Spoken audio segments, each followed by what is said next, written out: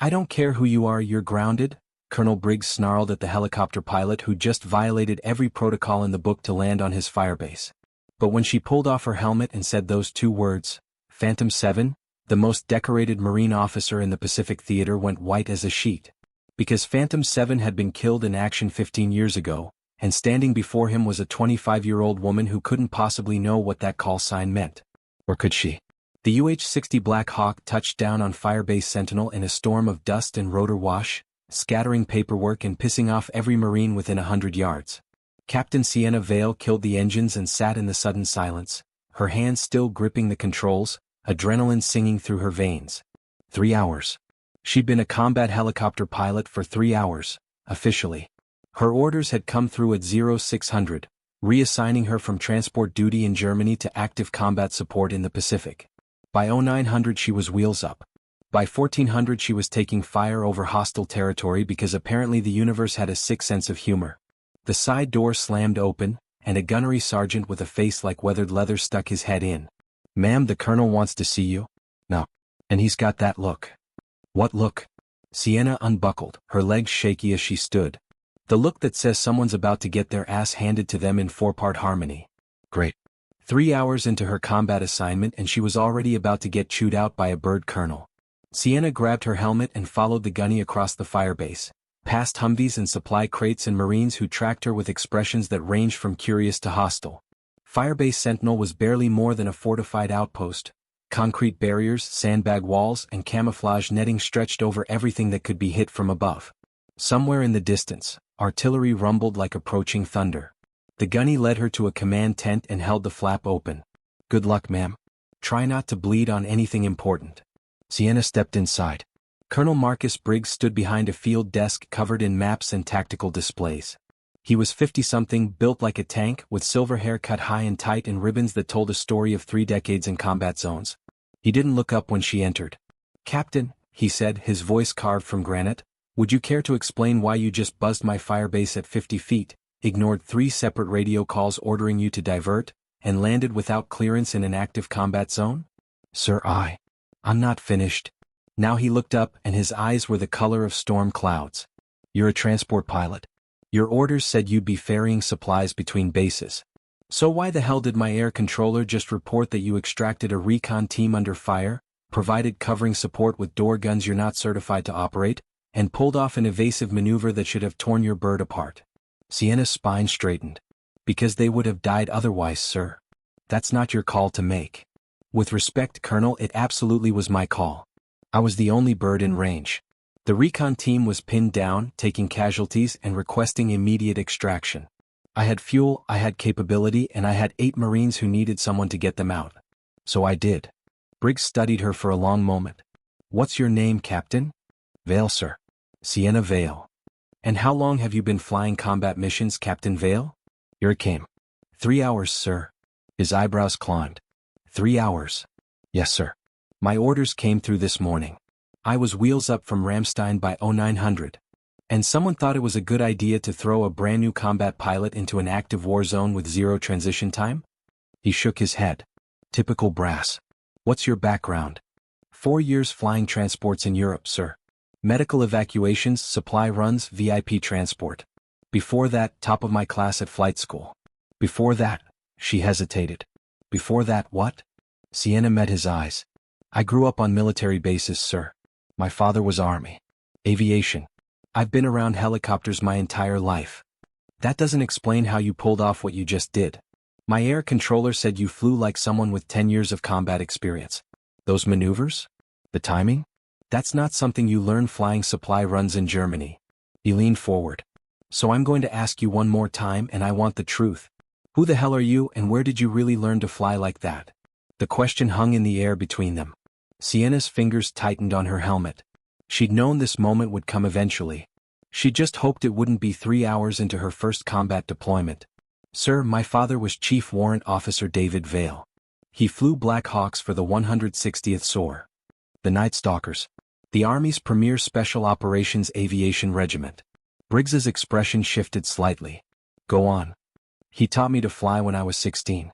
Unofficially, off the books, in birds that were supposed to be grounded for maintenance. He said if I was going to follow him into aviation, I needed to learn the right way, not the safe way, the right way. Sienna's throat tightened. He died when I was 19. Training accident. But before that he taught me everything. Every maneuver. Every emergency procedure. Every trick that doesn't make it into the official manual. Briggs nodded slowly. David Vale. I knew that name. Good man.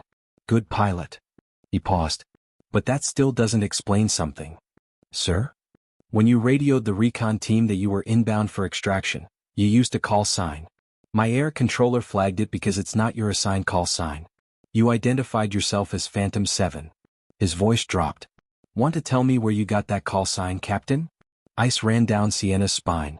She'd said it without thinking, pure instinct, the words coming from muscle memory 15 years old.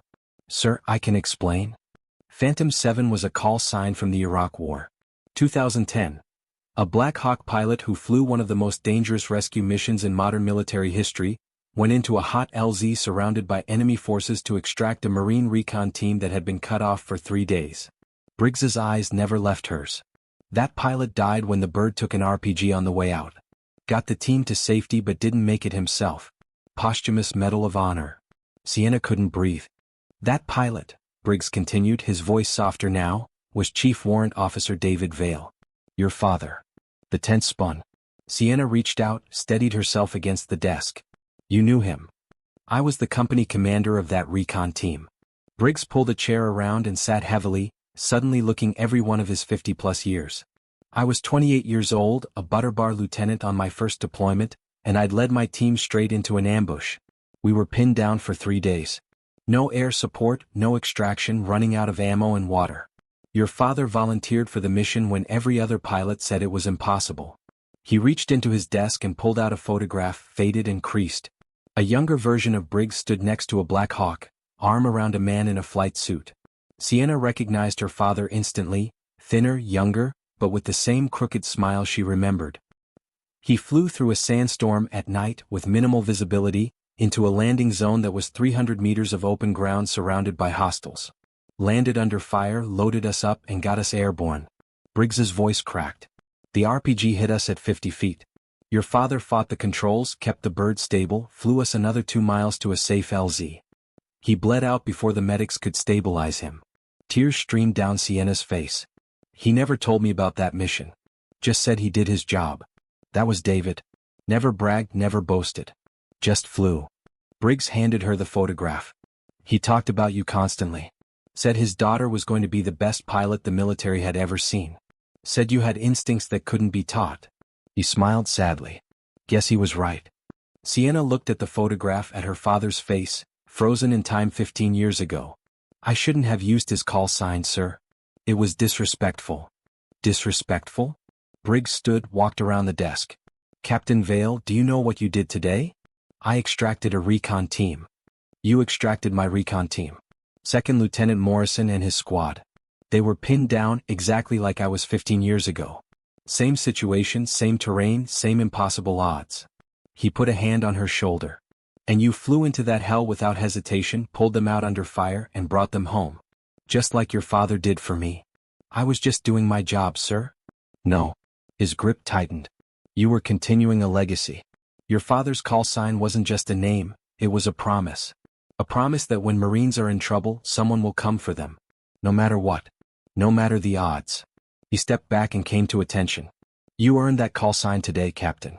And if you're willing, I want you to keep it. Sienna's heart hammered. Sir, I don't know if I'm worthy.